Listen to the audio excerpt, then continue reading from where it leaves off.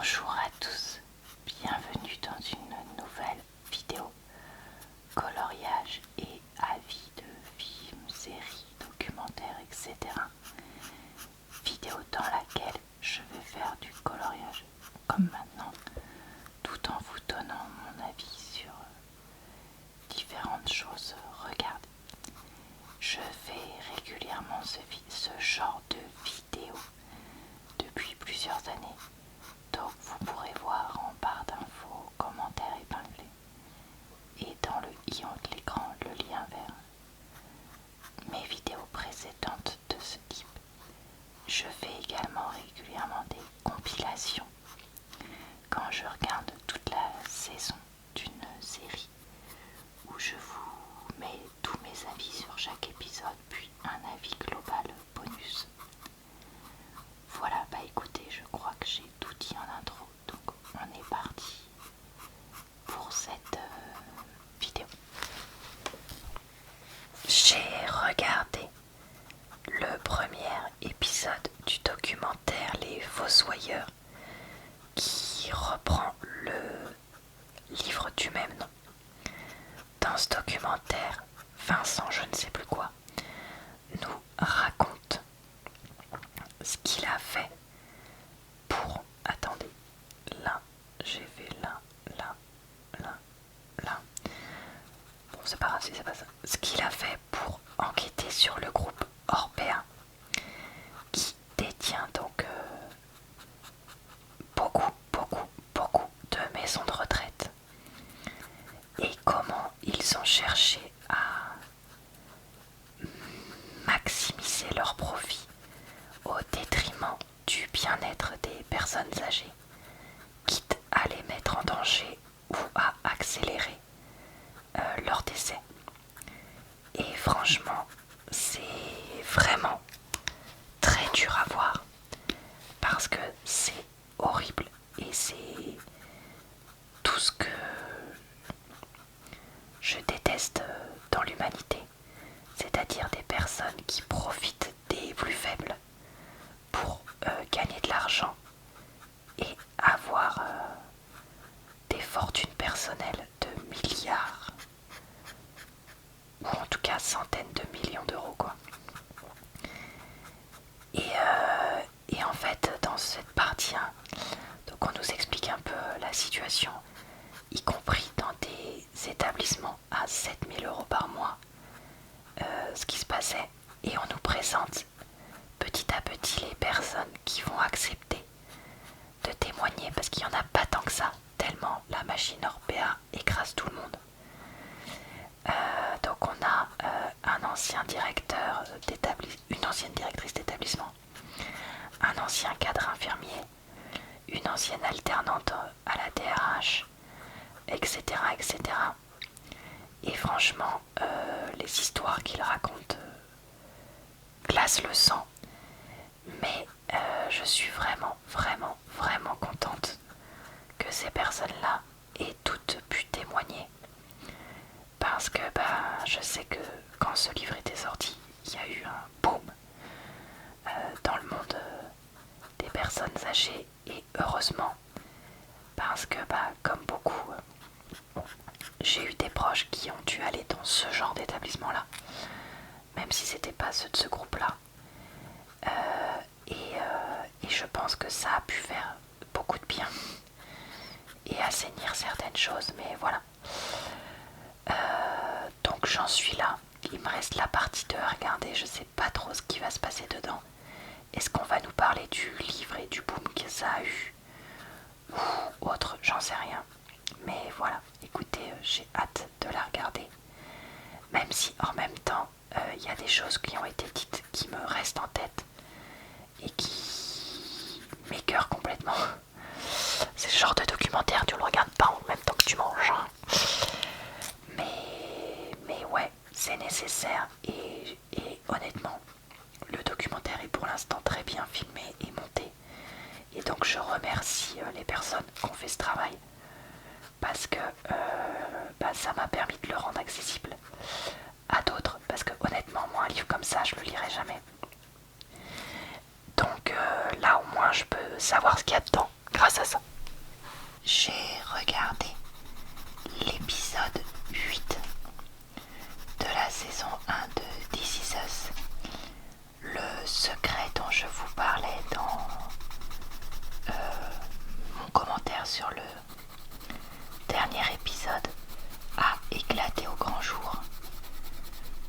Et ça a fortement changé la relation entre deux personnages.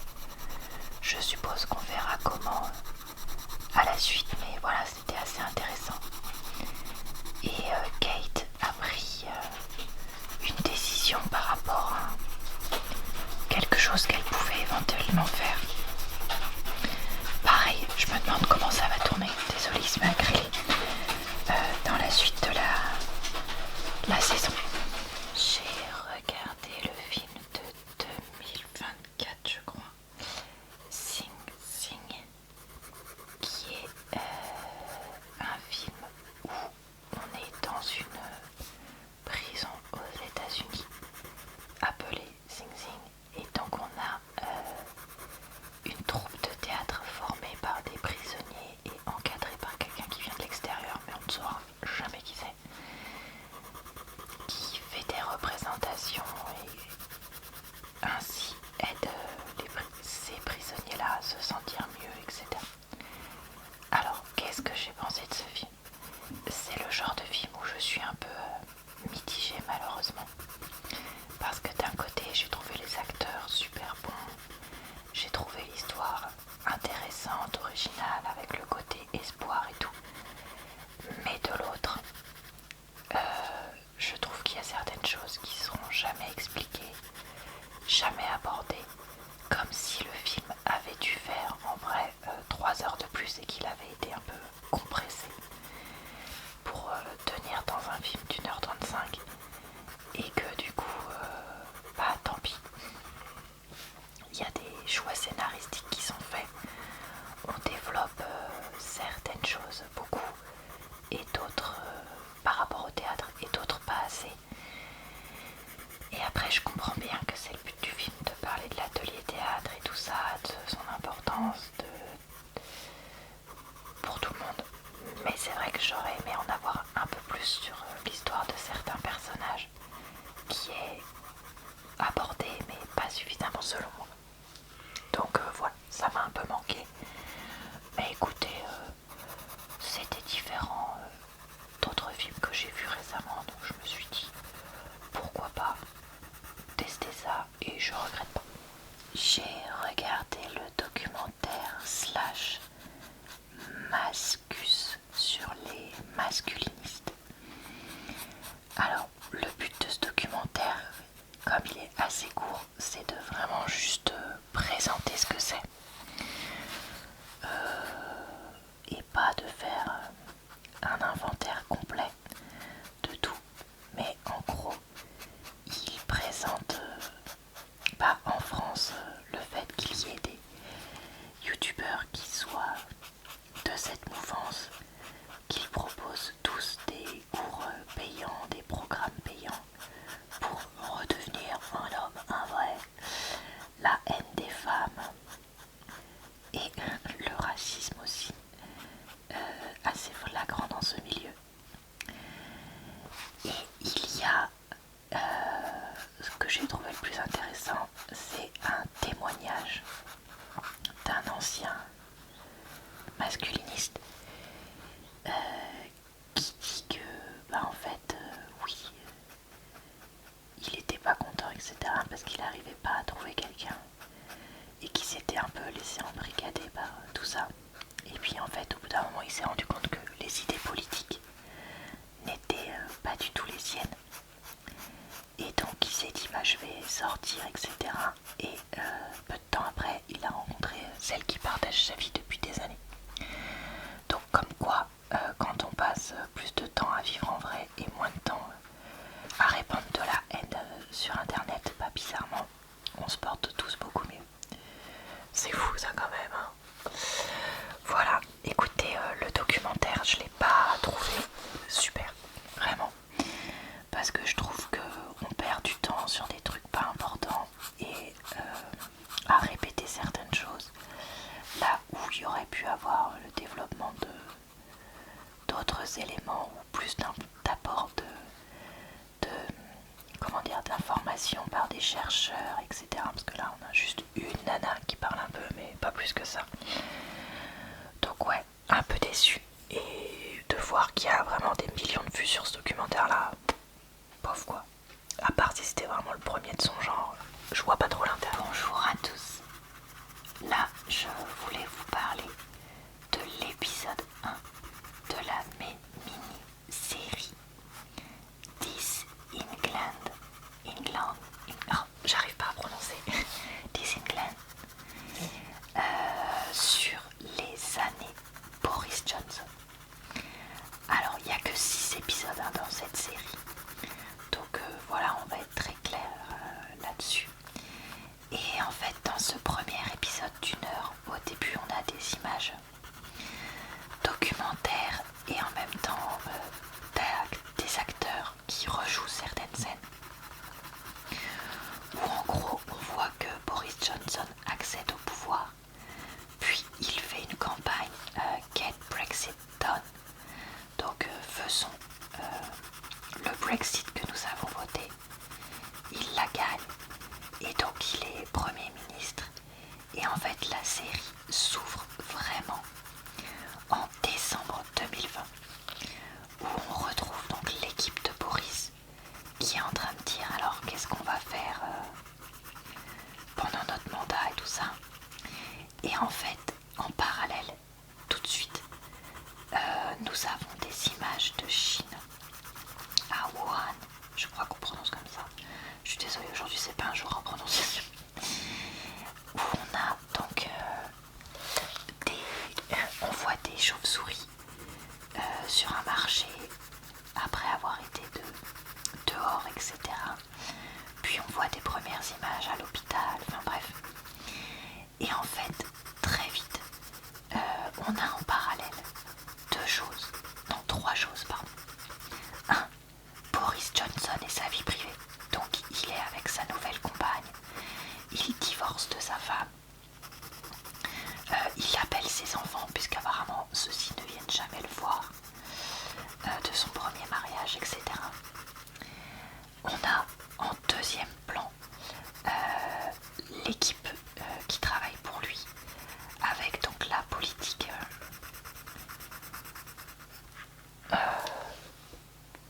mise en place par eux. Et en troisième, on a donc le ministère de la Santé, les hôpitaux, etc., qui sont en train de suivre de près la situation à Wuhan, en train de réfléchir comment faire face si c'est une pandémie, quel vaccin est-ce qu'on va faire, etc. Et donc c'est assez surprenant de voir que pendant que le monde est en train de se dire on est méga dans la mouise, parce que moi c'était vraiment dès janvier cette mentalité là que j'avais, de commencer à avoir peur pour mes proches, etc. Et eux, ils sont en train de dire là, Lali et Lalou, on est sortis de l'Europe. Du coup tu te dis c'est quand même assez particulier.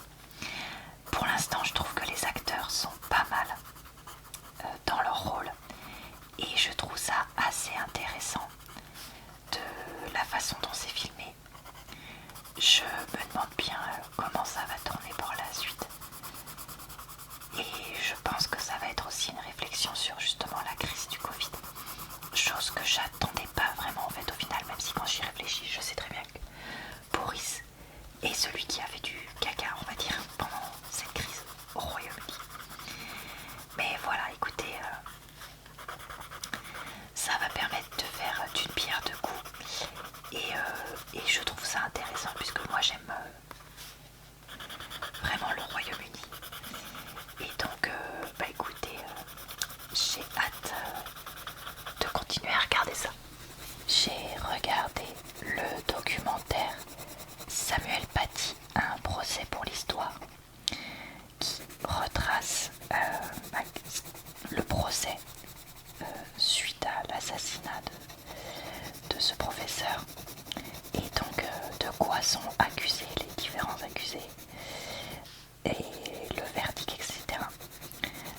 j'ai trouvé intéressant de faire un documentaire comme ça, où on a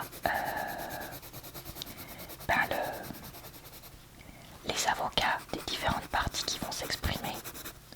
Bon, il y en a qui tapent sur le système, mais voilà. On a aussi les accusés qu'on entend parler à la barre, avec des images de synthèse pour reconstituer la salle d'audience, vu qu'on n'a pas le droit de diffuser les images. Et franchement, c'était vraiment pas si mal. On a aussi les familles, la famille de la victime qui a lancé ce procès. On a certaines personnes de l'enquête ou du système judiciaire, etc. Enfin, voilà, c'était vrai. Vous allez peut-être me dire, un documentaire d'1h30, forcément que c'est beaucoup plus complet. Mais oui, mais c'est vrai que c'est bien qu'ils aient fait ça pour celui-là, parce que ça le méritait. On a aussi des journalistes qui parlent, etc. Et c'est vrai que ça permet de mieux comprendre un petit peu la justice, moi qui n'y connais rien. Mieux comprendre les accusations, l'enquête, parce que j'avais, je vous avoue, un peu oublié certaines choses, même s'il y a quelques idées clés que je connaissais, et malheureusement. Et puis on va donc jusqu'au jugement, et voilà, et c'est vrai que ouais, j'ai trouvé ça vraiment pas mal. Et je trouve que pour un procès comme celui-ci, c'est bien d'avoir choisi celui-là. Parce qu'il y a de nombreux aspects dans ce procès-là par rapport aux valeurs de la République, je crois qu'on dit comme ça, mais aussi aux réseaux sociaux, aux mensonges et comment ça peut dérailler. D'ailleurs, ça me faisait penser un petit peu à un autre documentaire que j'avais vu récemment. Je sais pas si je vous l'aurais déjà posté, donc voilà, mais etc. etc. Donc vraiment, et bah, je vous le recommande parce que je pense qu'il peut intéresser pas mal de monde. Même si j'ai quand même un reproche à faire, c'est que j'en ai marre que dans ce genre de documentaire, on passe son temps à filmer des personnes qui consomment du tabac sous différentes formes. T'as l'impression que tout le monde en France fait que ça, quoi. J'avais envie de regarder un dessin animé. Et j'ai donc vu Cusco, l'empereur mégalo. Alors je sais que c'est un dessin animé que j'avais vu au cinéma quand j'étais petite, parce que je me rappelle être au cinéma en train de le regarder. Mais je sais que ce jour-là j'étais pas hyper bien, même si je me rappelle plus pourquoi. Et donc que j'avais pas du tout accroché avec. Et en fait, comme depuis j'avais cette image-là dans la tête, je l'avais jamais vraiment regardée. Et pourtant, je l'ai trouvé, ma foi, plutôt sympa. L'histoire, c'est Cusco, un empereur, un gars de 17 ans qui cherche à évincer sa conseillère lors de un de ses énièmes caprices d'enfant pourri gâté. Sauf qu'elle le transforme en lama, et donc il se retrouve à demander de l'aide à un villageois et à faire un marché avec lui pour pouvoir redevenir humain et reprendre le pouvoir. Et en fait, à travers ça, il va grandir, évoluer, mais on a aussi des scènes un peu marrantes, etc. le long du film.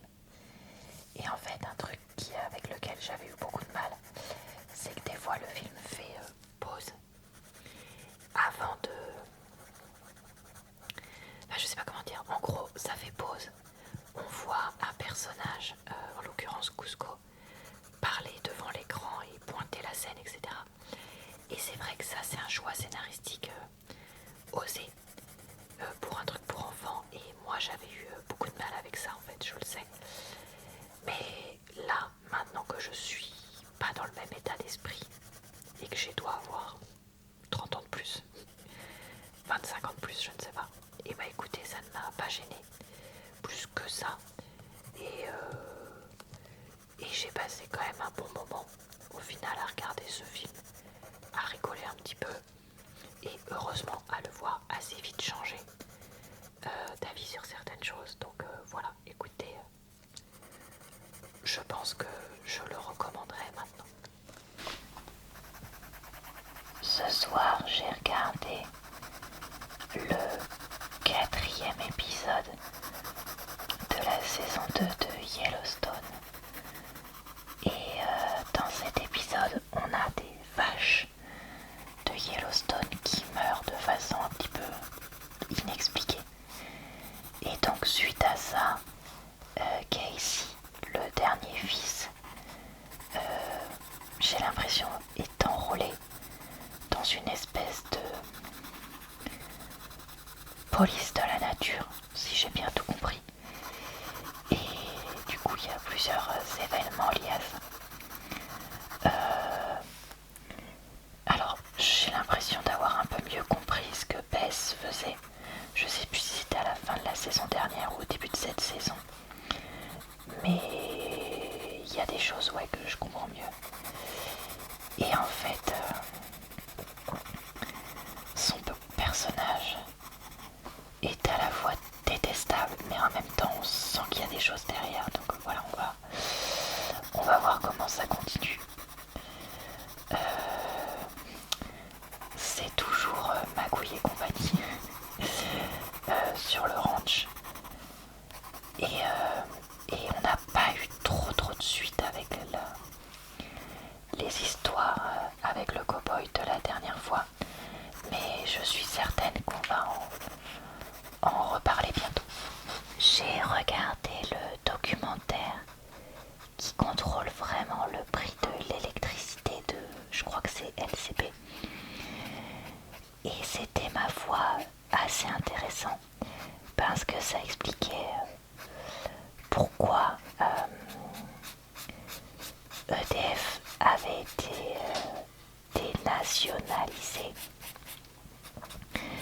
Puis pourquoi il perdait énormément d'argent avec les histoires de marché public de l'électricité, les erreurs qu'avait fait l'Union européenne et également comment le système de prix flexible à heure par heure était hyper compliqué et que pourtant c'est quelque chose qui risquait de nous arriver. Il y avait des témoignages d'Espagnols parce que chez eux c'est déjà comme ça. Et comment d'ailleurs certains fournisseurs abusaient sévère sur certaines choses. Et en fait, c'est vrai que nous, on est... je crois que j'en avais déjà parlé, mais je suis pas sûre que c'est pas grave, au pire j'aurais dit. Nous, on a le forfait tempo, justement, où en gros, on a heure creuse, heure pleine, et aussi jour avec un code couleur. Et déjà ça, je trouve ça hyper difficile à gérer parce que les jours où tu vois que ça va être très cher, tu retardes tes lessives, tu décales les choses, etc. Désolé, mon chat qui a sauté. Et donc déjà je trouve que c'est galère. Et encore, je sais pas, temps de passage, etc. m'obligerait à faire des choses que je veux pas les jours rouges. Mais voilà, je pense que c'est vraiment pas un système qui est fait pour tout le monde. Et j'espère que ces trucs de heure par heure ne passera pas chez nous. Tout simplement. Voilà. Et écoutez, j'espère que cette vidéo vous a plu, relaxé et diverti. Je vous retrouve très vite sur ma chaîne pour de nouvelles vidéos de coloriage et avis de livres, avis de podcasts ou autres. Évidemment, je vous fais aussi plein d'autres types de vidéos, donc n'hésitez pas à regarder ça. Je vous souhaite donc une bonne soirée, une bonne nuit ou une bonne journée. Et je vous retrouve aussi sur ma chaîne secondaire et mon compte